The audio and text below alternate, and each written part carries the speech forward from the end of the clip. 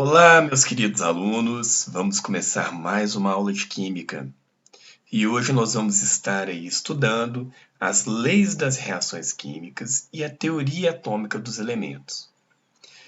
É a primeira aula que a gente vai falar sobre teoria atômica e fique de olho. Vamos lá.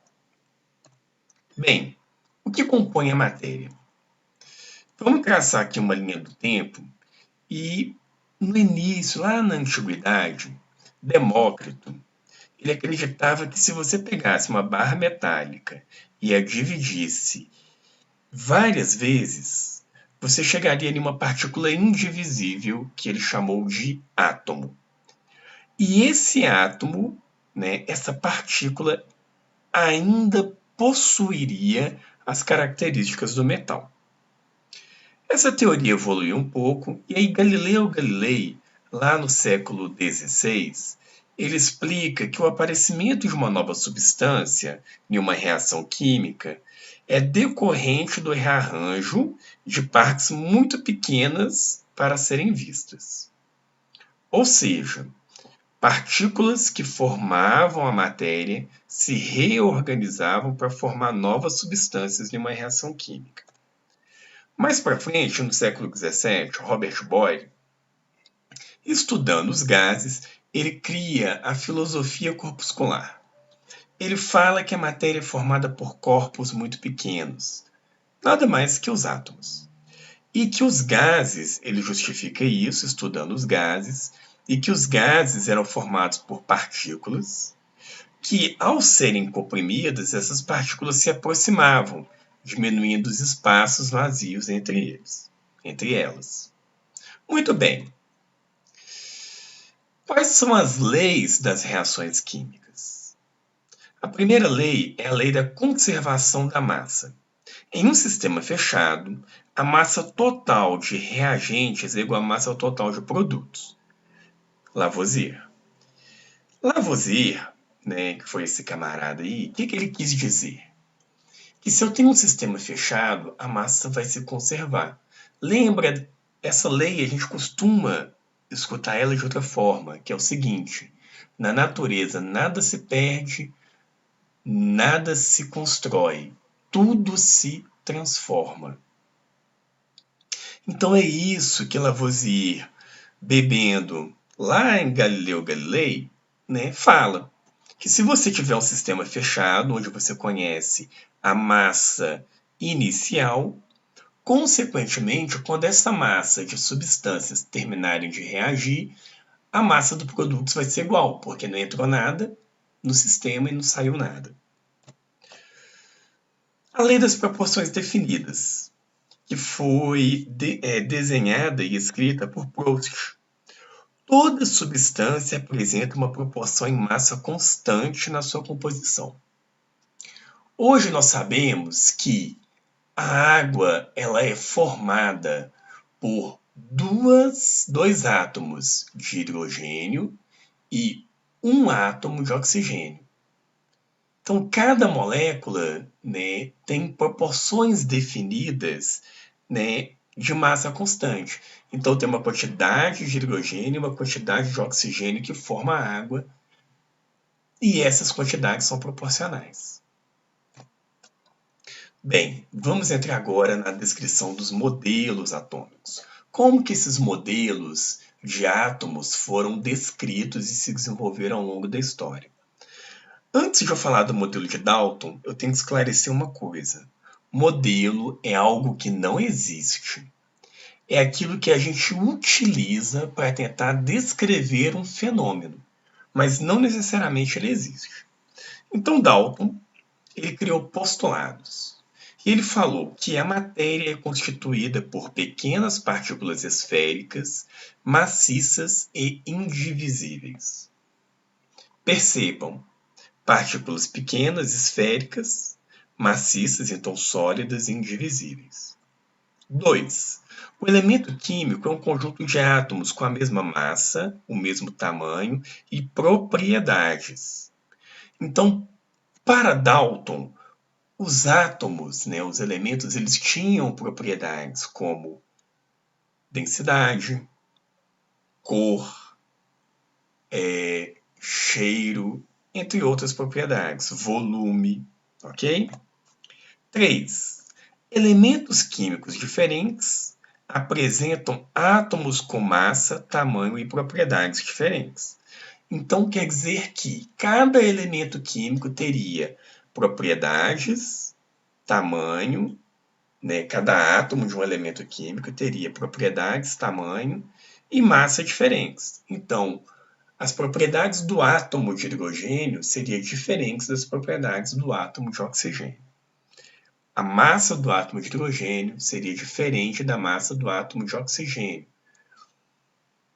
O tamanho do átomo de hidrogênio seria diferente do tamanho do átomo de oxigênio, e assim por diante. 4. A combinação de átomos de elementos diferentes numa proporção fixa origina substâncias diferentes. Então, se eu juntasse átomos diferentes em proporções definidas, então ele seguiu a lei de Proust, a gente teria aí uma substância composta. 5. Numa reação química, átomos não são criados ou destruídos, mas rearranjados, formando novas substâncias. Então aqui ele preserva a lei de Lavoisier, a lei da conservação das massas. Por último, 6. Átomos de certo elemento químico não podem se converter em átomos de outros elementos químicos. Então a gente nunca teria um átomo de hidrogênio se transformando em um átomo de hélio, ou um átomo de urânio se transformando em um átomo de chumbo. Então, ilustrando o modelo de Dalton, como que ele definiu? Vamos ver aqui, ó. Nós temos os átomos de tamanhos diferentes.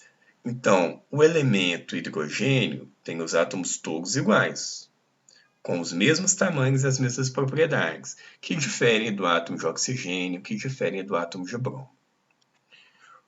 Muito bem. Em seguida veio Thomson, porque Thomson ele não ficou satisfeito com o modelo de Dalton.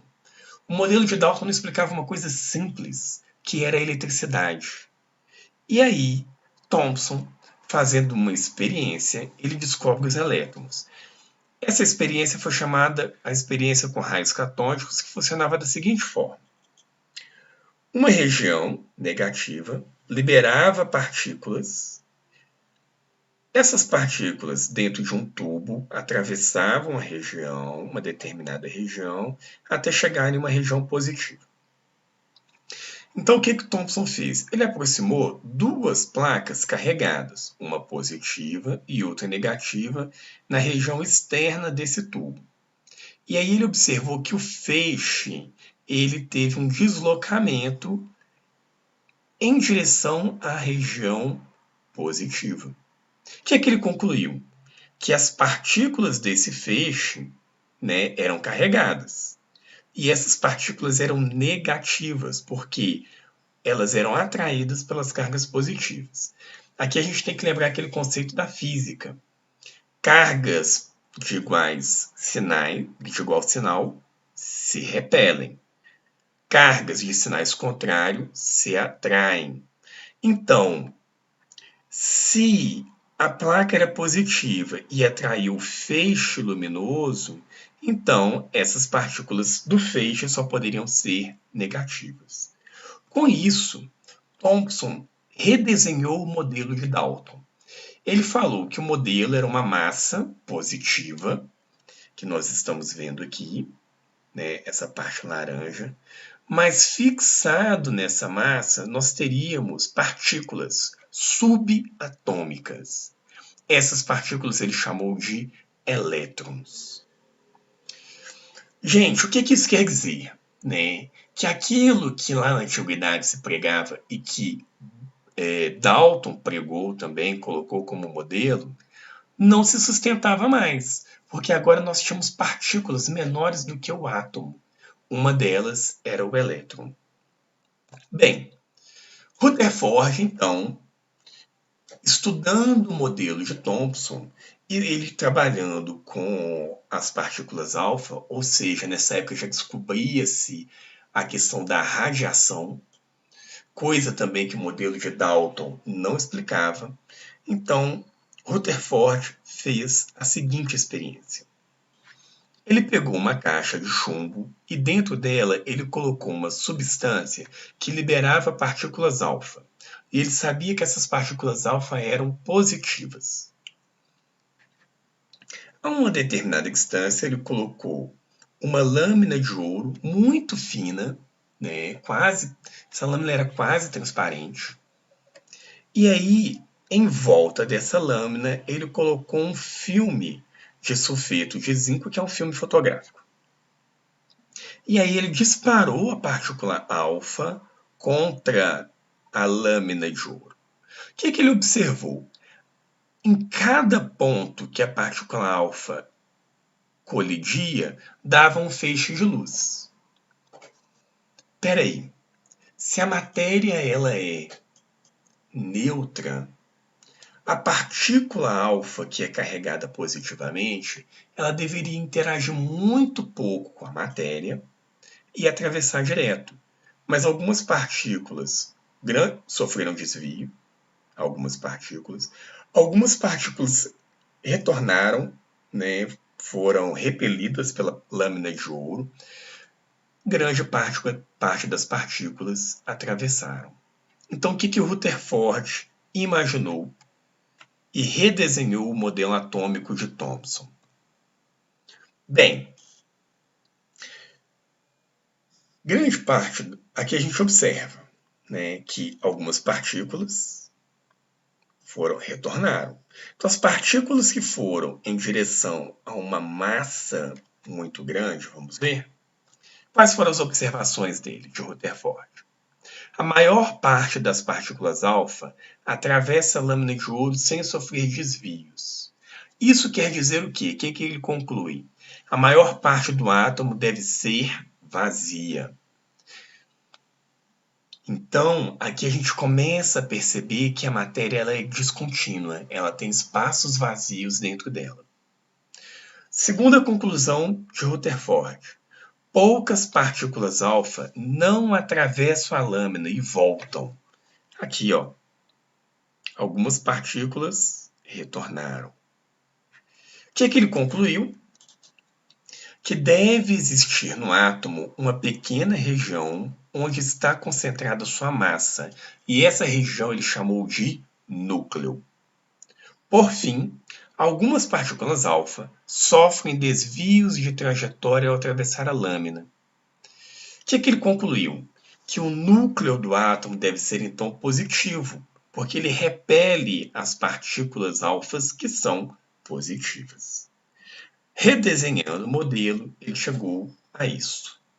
O núcleo seria formado por uma massa e dentro desse núcleo teria partículas positivas, que ele chamou de próton.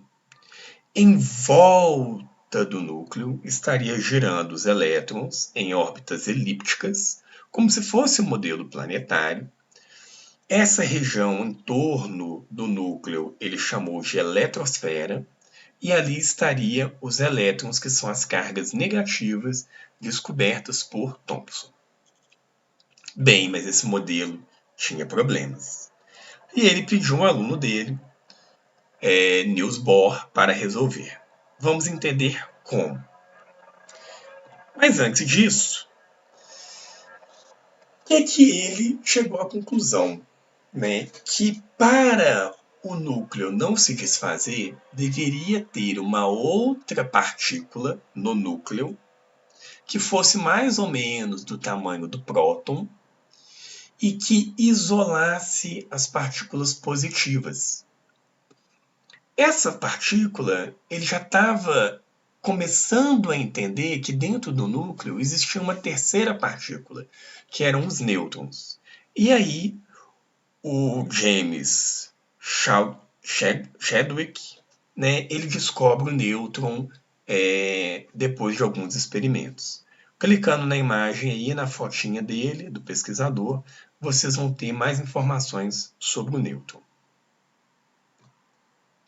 Bem, Bohr, que vai ser o próximo modelo que nós vamos estudar, ele estava estudando a questão da relação da luz e dos átomos. E aí, observem que a luz branca, que essa luz do Sol, quando ela atravessa um prisma, ela se decompõe, né, nas cores do arco-íris. Outros experimentos também que eram feitos era o seguinte: quando você, em uma chama, né, queimava uma solução de alguns metais, essa chama mudava de cor. Então, por exemplo, uma solução de bário, na hora que entrava em contato com a chama, ficava esverdeada, de estrôncio avermelhada, de lítio alaranjada, de sódio amarelo, de cobre esverdeado e de potássio arroxeado. Bem, vocês podem fazer essa experiência na casa de vocês. Dissolve um pouquinho de sal, de cloreto de sódio na água, sal de cozinha, e com a ponta do garfo molha essa ponta na solução e coloca na chama do fogão, que vocês vão ver que essa chama vai ficar amarela. Bem, essa era a experiência do teste de chama realizado com metais, que fazia a chama mudar de cor. Mas quem poderia ser o responsável por essa emissão de luz, né, por essas mudanças de cor? Bem, os físicos já estudavam a questão da onda eletromagnética. E a luz é uma onda eletromagnética. Então, uma onda, vamos olhar aqui o diagrama, ela é formada por uma crista e um vale que se sucedem indefinidamente. Aí nós temos aqui alguns parâmetros. A distância entre duas cristas é chamada de comprimento de onda, que tem esse símbolo aqui que é o lambda. Também nós podemos medir, que é a mesma coisa, a distância entre dois vales. A altura dessa onda é chamada de amplitude. Então, existe uma relação entre c, que é a velocidade da luz, que é igual a 300 mil km por segundo no vácuo, ela é igual ao comprimento de onda, lambda, que é medida em metros, vezes a frequência, f. Isto é a quantidade de oscilações, né, que a onda faz, né, em 1 segundo, que é medida em hertz. A gente já deve ter escutado essa palavra. Por exemplo, as ondas de rádio são medidas em megahertz. Então aqui a gente tem exemplos de várias ondas. Observem, né? Nós temos aqui as ondas de rádio, que elas têm um comprimento de onda grande, a distância entre duas cristas. À medida que essas ondas vão diminuindo o comprimento de onda, né, a gente vai ter aí a onda de infravermelho. A gente tem as ondas, a luz, que é uma onda eletromagnética, que ela é visível. Então a gente tem, ela pode dividir em várias cores, a onda eletromagnética, do vermelho até o azul violeta. Depois, quanto maior a frequência, ou seja, menor o comprimento de onda, né, a gente vai ter as luzes, a onda eletromagnética ultravioleta, as ondas de raio-x e de raio gama. Bem, esse espectro da luz aqui embaixo, que é o espectro de luz visível, né, reparem que ele é um espectro contínuo. Eu não consigo ver a separação entre, por exemplo, o vermelho e o laranja, né? O vermelho ele surge e depois de um determinado momento a gente vê que ele vai mudando para o laranja e assim por diante. O amarelo surge e vai mudando para o verde e vai mudando para o azul. Então a gente não consegue ter uma separação nítida desse espectro de luz. Então isso é chamado de um espectro contínuo. Bohr então fez a seguinte experiência. Ele pegou uma lâmpada de hidrogênio, né? E essa lâmpada, ao emitir a sua luz, ele colocou um anteparo na frente opaco e deixou apenas um orifício para ele separar um raio, um feixe de luz. Esse feixe de luz passou por um prisma, e aí ele observou que, da mesma forma que com a luz branca ocorreu a decomposição da luz, porém em um formato diferente. Ele observou faixas separadas, em que ele chamou de espectro de emissão do hidrogênio, e esse espectro é um espectro descontínuo. Mas quem que poderia dar esse espectro, né? Ele então observou que a única partícula que poderia formar, né, ser responsável por esse espectro descontínuo da luz de hidrogênio era o elétron. Mas como que isso acontecia? Bem, e aí ele lançou mão dos seus postulados. Vamos entender qual é os postulados de Bohr. Bem, nós temos um núcleo, onde no núcleo existe prótons e nêutrons. E aí, o primeiro postulado dizia: em um átomo são permitidas algumas órbitas circulares e com energia constante. Então, em volta do núcleo, nós teríamos órbitas circulares. A órbita K, L, M, N e assim por diante. De acordo com os cálculos, teriam mais ou menos 7 órbitas, que eles nomeou por letras, K, L, M, N, O, P e Q, mas que recebem os números quânticos, respectivamente. K é 1, L é 2, M é o número 3, N 4, O 5, P 6, Q é o número quântico 7, N 7.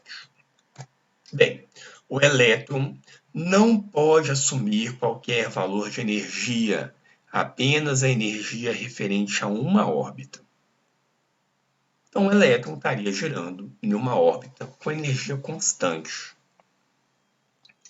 Um elétron circulando nessa órbita, ele não perde nem ganha energia espontaneamente. Então, ele chama que, nesse estado, o elétron está em um estado estacionário. O elétron pode apenas absorver energia de uma fonte externa ao átomo, em unidades discretas, chamadas quanta. 5. Quando o elétron absorve energia, ou absorve quantum de energia, ele salta para uma órbita mais energética, mais afastada do núcleo. E assim ele atinge o estado excitado. Observe, o elétron estava em uma órbita mais interna, ele absorveu energia, então ele pula para uma órbita mais externa. Por fim, quando o elétron retorna à órbita menos energética, ele emite essa energia na forma de uma onda eletromagnética, que é a luz. Então, aquela luz que a gente está vendo ali no teste de chama, por exemplo, do sódio, que é uma luz amarela que se forma, né, nada mais é que o retorno dos elétrons de uma camada onde ele estava mais externa para uma camada mais interna. Então, toda vez que o elétron absorve energia e retorna, então, ele absorve energia, pula para uma camada mais externa do átomo. Na hora que ele emite essa energia na forma de luz, que é uma onda eletromagnética, ele retorna para a camada mais interna. Bem, nós vamos ter aí, né, a energia de níveis e subníveis. Então, os elétrons mais próximos do núcleo, ou seja, na camada K, ou quer dizer N igual a 1, vão constituir os elétrons com menor energia. À medida que esses elétrons se afastam do núcleo, vão para camadas mais externas. Essas camadas aqui têm mais energia. Os elétrons estão divididos em subníveis, que são subníveis S, P, D e F. E que a gente pode observar que aqui nós temos um número máximo de elétrons que cabe em cada subnível. Então, no subnível S, cabe no máximo 2 elétrons. No subnível P, cabe no máximo 6 elétrons. No subnível D, cabe no máximo 10 elétrons. E no subnível F, cabe no máximo 14 elétrons. Bem, Linus Pauling desenvolveu um diagrama que permite a gente distribuir os elétrons na eletrosfera dentro das suas camadas e dos seus níveis e subníveis, de forma em que a gente obedeça a questão sempre distribuindo do menos energético para o mais energético. Então aqui nós temos o diagrama de Linus Pauling. O subnível menos energético é o S. Então, observem. Mais próximo do núcleo, nós temos a camada K, vai ter a menor energia. À medida que as camadas, os elétrons vão se afastando do núcleo e vão ocupando as camadas mais exteriores, eles vão ter maior energia. Aqui a gente também tem a quantidade máxima de elétrons por nível, que foi medido experimentalmente. Vamos entender então agora o que é um subnível. O subnível ele é formado por um número, uma letra e um segundo número que está aqui elevado, né, acima da letra. O primeiro número, que é o primeiro número quântico, ele quer dizer qual que é o nível que esse subnível pertence. Então, o 1 significa que ele está no nível 1. Quando a gente tem o subnível 2, S, quer dizer que o 2 indica que ele o S é um orbital que pertence ao nível 2. Então, eu já antecipei. A letra, ela significa qual orbital que o elétron está. E o segundo valor que está aqui elevado é a quantidade máxima de elétrons no orbital. Então, recapitulando. Se eu, por exemplo, observo aqui o 4p6, quer dizer que o 4 significa que esse orbital P está no nível 4 e ele tem no máximo 6 elétrons.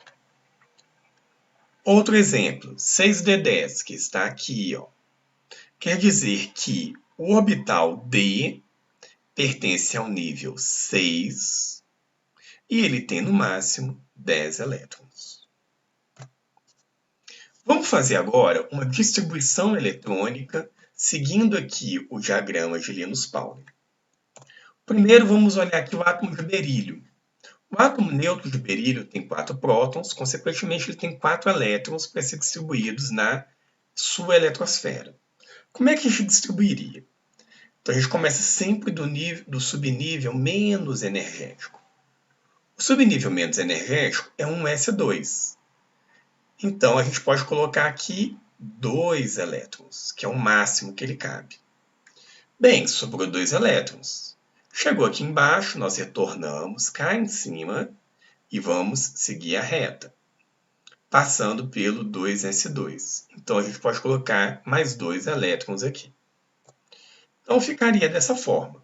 1s2, os 2 primeiros elétrons vêm para o nível 1 e o orbital S. 2s2. Os 2 últimos elétrons vão para o orbital S do nível 2. Consequentemente, a gente tem que no N1, na camada 1, nós temos 2 elétrons. E na camada 2, nós também temos 2 elétrons. Então, vamos colocar isso aqui de forma gráfica. Nós temos um núcleo. A primeira camada, né, a camada número 1, nós temos aí, e temos a camada número 2, então nós temos duas camadas nesse átomo. Na primeira camada, nós distribuímos 2 elétrons nos orbitais S, e na segunda camada, nós distribuímos também mais 2 elétrons no orbital S da segunda camada. Facinho, né? Bem, vamos pegar o boro. O boro ele tem 5 elétrons. Ele tem 5 prótons no núcleo, consequentemente, o átomo neutro tem 5 elétrons girando em volta dele. Então, como que ficaria? Olha só, nós começamos aqui no orbital de menor energia, 1s2. Então, a gente lotou o orbital com 2 elétrons. Ainda nós temos 3 elétrons para distribuir. Chegou aqui embaixo, retornamos. Vamos distribuir no 2s2. O 2s2 também cabe no máximo 2 elétrons. Então, nós colocamos mais 2 elétrons lá. 2s2. Está aqui. Falta um elétron. Então, chegou cá embaixo, retornamos e iniciamos a seta de novo. O próximo orbital a ser preenchido é o 2p. Mas no 2p6, o máximo que cabe no 2p6 são 6 elétrons, mas a gente só tem um. Então, nós sinalizamos dessa forma, 2p1, que foi o último elétron colocado no orbital p. Somando os elétrons dentro dos níveis, nós temos no nível 1, 2 elétrons, e no nível 2, 3 elétrons. Olha, 2 que estão no orbital S e 1 do orbital P. 1 mais 2, 3 elétrons. Vamos distribuir o galho. O galho tem 31 prótons no seu núcleo. Consequentemente, ele tem 31 elétrons girando na sua eletrosfera. Olha lá. 1s2. Depois, 2s2. Chegou cá embaixo, retorna. 2p, podemos lotar agora o orbital p. 2p6. 3s2, lotamos o orbital 3s2. Chegou cá embaixo, retorna lá em cima. Segue a seta. 3p6, continuando, 4s2, chegou aqui embaixo, retorna lá em cima. 3d10, 4p1. Então aqui nós, até o 3d10, nós tínhamos distribuído 30 elétrons. Faltou um, que ele veio aqui para o orbital 4p, que estava vazio. Então, fica um único elétron no orbital p. Somando os elétrons em cada nível, no nível 1, nós temos 2 elétrons. No nível 2, 2 mais 6, 8 elétrons. No nível 3, nós temos, olha, 2 mais 6, 8, mais 10 elétrons, 18 elétrons. E no nível 4, 2 mais 1, 3 elétrons. Facinho, né? Bem, lembrete, a última camada, o último nível a receber elétrons é chamado de camada de valência. Nesse caso, nós poderíamos dizer que a camada 2 aqui, ó, é a camada de valência do átomo de berílio. A camada 2 é a camada de valência do átomo de boro. E a camada 4 é a camada de valência do átomo de galho. Os elétrons dessa camada são chamados de elétrons de valência. Guardem isso. E são esses elétrons os responsáveis pelas ligações atômicas entre os diferentes átomos. Ok? Muito bem, chegamos então no que é o átomo atual hoje. O átomo, ele é considerado a menor partícula que forma a matéria, porém,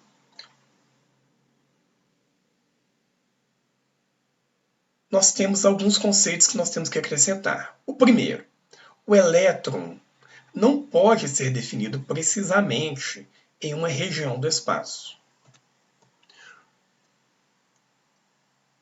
Podemos calcular a probabilidade de encontrar o elétron numa dada região, mas a gente não pode afirmar que o elétron está lá.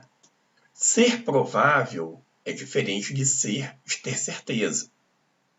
Então a gente tem uma probabilidade de encontrar esse elétron. A região mais provável de encontrar o elétron é chamada de orbital. Então, como que seria o nosso átomo? Nós teríamos uma região central, que é o núcleo, onde lá nós temos subpartículas chamadas de prótons, simbolizada pela letra P minúscula, com carga mais 1 e massa relativa igual a 1. Temos também os nêutrons dentro do núcleo, que o símbolo é N minúsculo, a carga é 0 e a massa relativa é igual a 1. Então, dentro do núcleo nós temos prótons e nêutrons, e são os nêutrons que garantem que os prótons não se repelam, não sejam repelidos uns pelos outros.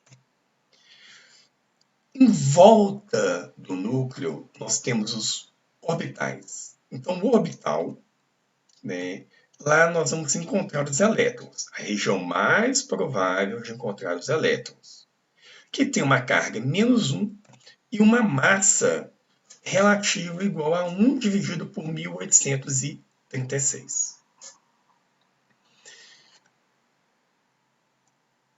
Basicamente, esse é o modelo que nós hoje utilizamos e ele é o mais aceito para explicar o que seria o átomo.